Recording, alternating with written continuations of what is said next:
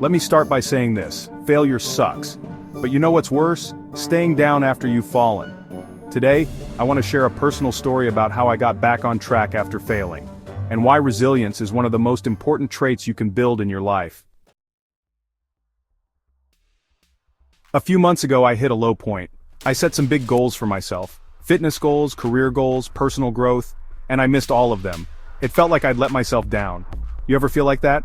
Like you're not just failing at one thing, but at everything? It's a tough pill to swallow.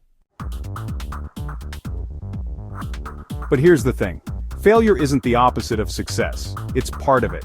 And that's what I had to remind myself when I was lying on the metaphorical mat, wondering how I got there. The first step to getting back on track is simple, but hard. Accept that you failed. No excuses, no blaming anyone else. Own it. Next, I broke everything down. Instead of looking at the massive mountain of what I needed to fix, I started focusing on one thing at a time. My fitness? I committed to just 3 workouts a week. My finances? I started tracking every dollar I spent. And for my mindset? I picked up one book, just one, to help me shift my perspective. The key here is small, consistent steps. You're not going to rebuild your life overnight. Resilience isn't about making massive changes in a day, it's about showing up, even when it feels impossible. I reminded myself every day, progress over perfection. But resilience isn't just about the grind, it's about mindset. I started looking at failure differently. Instead of seeing it as the end, I reframed it as feedback. Every failure teaches you something, if you're willing to listen.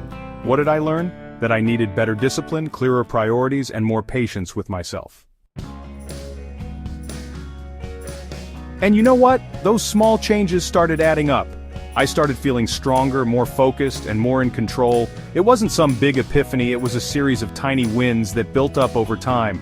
That's the power of resilience. So if you're feeling stuck, if you've hit rock bottom, just remember, it's not about avoiding failure, it's about learning from it and bouncing back stronger. Start small, stay consistent, and keep moving forward. Trust me, if I can do it, so can you.